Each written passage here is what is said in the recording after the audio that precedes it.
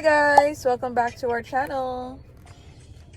Back-to-back appointments kami today. First stop is Emily's second dental appointment. So good luck sa amin kasi every time na nakakita to ng nurse o na naka-scrub, alam niya na kung anong mangyayari. So kasama naman si daddy niya. Si daddy niya mag-aasikaso sa kanya pagka sinek yung mga ipin niya. Bali, very first dental appointment ni M was when she turned 1 year old. Tapos yun nga, second visit is 18 months. Nag-ano na rin siya. Very good naman siya sa toothbrush everyday. Training toothpaste yung ginagamit namin sa kanya. Pero sabi nga ng dentist nung unang appointment, pwede na yung may konting fluoride. Yung Crest yung ginagamit namin for toddlers. So, naubos niya na, sakto, appointment na naman, nagbibigay naman sila ng free toothbrush tsaka toothpaste. Hi Em! Nandito na kami kaya nakatanggal na siya. Aga nagising yan kanina, kaya bago kami umalis, umiiyak-iyak eh.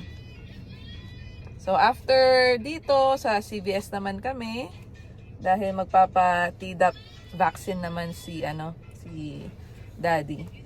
Ako tapos na eh. Yung Tdap vaccine pala, kung sino yung mag-aalaga sa, sa baby namin, sa newborn, si baby Natalie, kailangan pala naka-Tdap vaccine.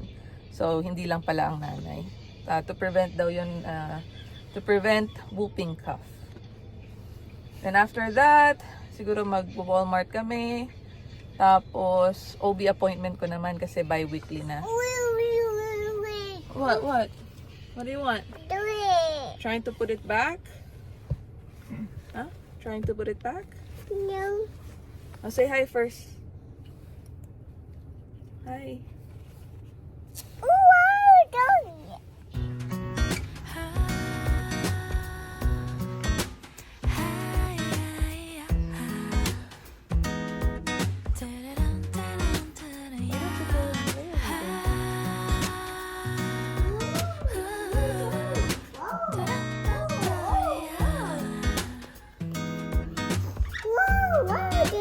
What's this? It's a book. Yes.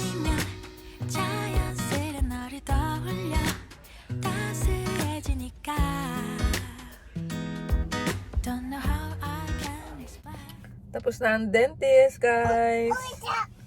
Ayun. Nung binuksan na yung bunganga ni Emily, umiyak na. Pero okay naman daw, sabi ng dentist niya. Mag-improve lang sa pag-brush daw talaga dito sa baba niya. Pero yung taas, okay. But overall, okay naman daw ang pagtubo ng ipin niya. So, in the next few months, lalabas na rin daw yung mga mga dulong ipin niya. And yung pag-grow daw ng ipin niya, makikita daw talaga na walang mga habits. Hindi naman siya nagpa-pacifier, hindi rin siya nagta-thumb sucking. Bote at 18 months, isang bote na lang yan bago siya matulog. So wala na siyang gatas or bote during daytime, so which is good. Bali, after once na na siya, 19 months, totally wala na siyang bote. So nakakatuwa naman na hindi mahirap tanggalin yung bote kay Emily. So kaya ngayon nga hindi na ako nagdadala ng mga bottled milk or mga bote para uminom. So, umiinom na rin siya sa bottled water or juice. So, lumalaki na talaga si Emily. Potty training na lang yan at 2 years old ang sikasuhin ko. What are you eating? You just went to your dentist and you're eating a cookie. Hi! You like it?